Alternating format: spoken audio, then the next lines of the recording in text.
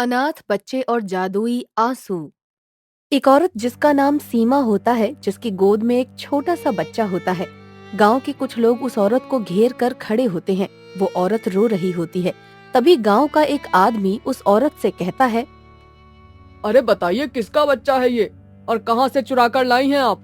तुम तो बांझ हो ना और विधवा, तो तेरे पास ये बच्चा कहाँ से आया? किसका बच्चा चुरा कर लाई है, जल्दी बता, वरना आज हम गांव वाले तुझे मार मार कर इस दुनिया से रवाना कर देंगे। मैं सच कह रही हूँ, मैंने किसी का बच्चा नहीं चुराया। ये बच्चा मुझे मिला है। मतलब तू सच नहीं बताएगी?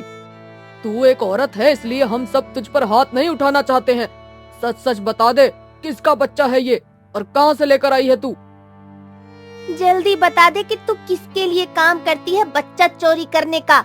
ये बच्चा चुराकर कहाँ से लाई है? आखिर शर्म नहीं आती किसी की माँ से उसका बच्चा चुराते हुए तुझे? मेरा यकीन करिए, मैं इस बच्चे को चुराकर नहीं लाई हूँ। फ्लैशबैक।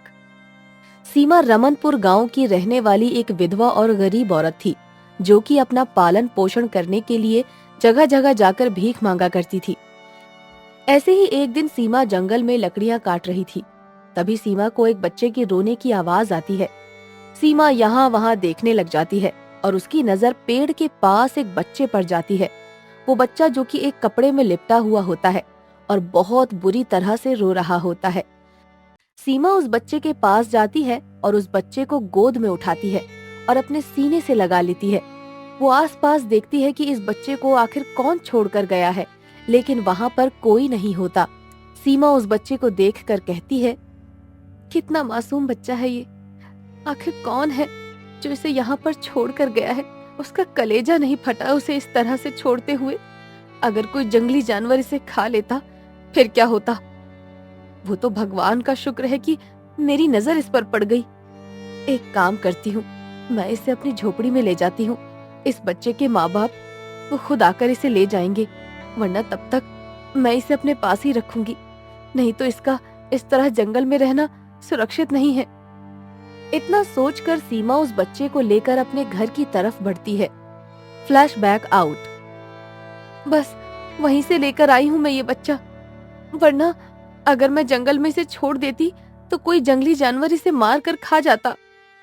मतलब तू अभी भी मनगढ़ंत कहानियां ही बना रही है। अच्छे से जानती हूँ तुझे। इस बच्चे को कहीं से चुरा कर लाई है तू। इस बच्चे को ले जाकर कहीं बेच देगी अब तू। अरे नहीं नहीं बहन जी, आप मुझे गलत समझ रही हैं। मैं इसे नहीं बेचूंगी। अगर आप लोगों को विश्वास नहीं है तो आप मुझे एक मौका देकर देखिए। मैं इस बच्चे को अपने पास रखूंगी, बल्कि इस बच्चे को अपने बच्चे की तरह रखूंगी। मैं पूरे गांव के सामने ये वादा करती हूँ कि भविष्य में इस बच्चे को मुझसे कोई भी दिक्कत नहीं होगी या कोई भी परेशानी नहीं होगी, बल्कि मैं इसका अच्छे से ध्यान रखूंगी। इस अनाथ बच्चे को एक माँ का प्यार दूंगी। तभी वहाँ गांव के सरपंच आते हैं और सारा मामला सुनते हैं। मामले की जांच पड़ताल और बातचीत को ध्यान में रखते हुए सरपंच जी कहते हैं, देखो गांव वालों, जैसा कि सीमा बहन ने बताया कि ये बच्चा अनाथ है, इनको यह बच्चा जंगल से मिला है। अगर सीमा बहन जी बच्चे को बेचना चाहती या इनके मन में इस बच्चे को लेकर कुछ भी गलत भावना होती, तो वो इसे इस गांव में या फिर अपने घर लेकर नहीं आती। कहीं बाहर जाकर इसे बेचकर फिर अपने गांव या घर आती। तो मुझे ऐसा लगता है कि सीमा बहन को एक मौका देना चाहिए। अगर वो वादा करती है कि इस बच्चे को वो अपने साथ रखना चाहती है और इसकी अच्छे से देखभाल करना चाहती है, तो इस गांव का सरपंच होने के नाते मैं उन्हें इस बच्चे को रखने की अनुमति देता हूँ। आपका बहुत बहुत शुक्रिया सरपंच जी। मैं सीमा पूरे गांव से वादा करती हूँ कि इस बच्चे को अपने बच्चे की तरह पालूंगी। सीमा उस बच्चे को अपने घर ले आती है। ऐसे ही कुछ दिन बीत जाते हैं। सीमा उस बच्चे का बहुत ही अच्छी तरह से पालन पोषण करती है। उसे समय से दूध पिलाती है। उसकी साफ सफाई करना, उस बच्चे को माँ का प्यार देना, ये सब सीमा खुद करती है। ऐसे ही एक रात सीमा उस बच्चे के साथ सो रही होती है। वो बच्चा अचानक तेज तेज रोने लग जाता है। सीमा उठकर बैठ जाती है और उस बच्चे को चुप कराती है। लेकिन वो बच्चा चुप नहीं होता। उसकी आंखों से आंसू निकलने लग जाते हैं और अचानक वो आंसू सोने में बदल जाते हैं। ये सब देखकर सीमा हैरान हो जाती है और सोच में पड़ जाती है कि ये सब क्या हो रहा है। तभी वहाँ एक देव कन्या प्रकट होती है और वो देव कन्या सीमा से कहती है, घबराओ नहीं, ये एक जादुई अनाथ बच्चा है और इसके रोने से जो आंसू गिरेंगे वो सोना बन जाएंगे, क्योंकि ये बच्चा कोई आम बच्चा नहीं है और ये बच्चा तुम्हें एक नसीब से मिला है। वरना उस जंगल में बहुत लोग आए थे, लेकिन किसी की भी नजर इस बच्चे पर नहीं गई और जिनकी गई उन्होंने इसे नजरअंदाज कर दिया और वहाँ से चले गए। लेकिन तुम गरीब होने के बाद भी अपनी गरीबी और परेशानी को पीछे रखते हुए इस बच्चे को तुमने अपनाया है और साथ ही गांव वालों से बगावत करी है और निडर होकर गांव वालों का सामना किया है। इस बच्चे की पूरी हकदार तुम हो और इस बच्चे के आंखों से निकलने वाले आंसू और आंसू से बना हुआ जादुई सोना, वो सब तुम्हारा है सीमा। आपका बहुत बहुत शुक्रिया। मेरा इस दुनिया में इस बच्चे के सिवा और कोई नहीं है।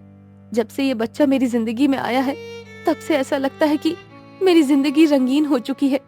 मैं खुश रहने लगी हूँ, वरना जब तक ये बच्चा मेरी जिंदगी में नहीं था तब तक मेरी जिंदगी बेरंग थी। हंसना क्या, मैं तो सब कुछ भूल गई थी। लेकिन जब से ये बच्चा मेरे पास आया है तब से मैं हंसने लगी हूँ, मुस्कुराने लगी हूँ। इस बच्चे के कारण मुझे एक नई जिंदगी मिली है। इस बच्चे की जादुई शक्तियों का मुझे कोई लालच नहीं है। अगर ये शक्तियां ना भी हों तो भी मैं इस बच्चे को अपने बेटे की तरह पालूंगी और इसे पाल पोस कर बड़ा करूंगी। ये तो तुम्हारा बड़प्पन है सीमा, लेकिन कहीं ना कहीं भगवान ने तुम्हें इसका सही हकदार बनाया है। तो अब से ये बच्चा और इससे उत्पन्न होने वाला सोना, वो सब कुछ तुम्हारा है। बस भविष्य में कभी भी इसका गलत इस्तेमाल मत करना। इतना बोलकर देव कन्या वहाँ से गायब हो जाती है। ऐसे ही कुछ दिनों बाद अब जब भी वो बच्चा रोता और उसके आंखों से आंसू निकलते तो वो सोने में बदल जाते। सीमा वो सोना बेचकर उनसे जो भी पैसा लाती, उन पैसों से अपने बच्चे का खाना पीना और कपड़े लत्ते लेकर आती। सीमा जब भी जरूरत पड़ती उस सोने का सही इस्तेमाल करती। इस तरह सीमा उस बच्चे के साथ खुशी खुशी अपने जीवन में आगे बढ़ती है।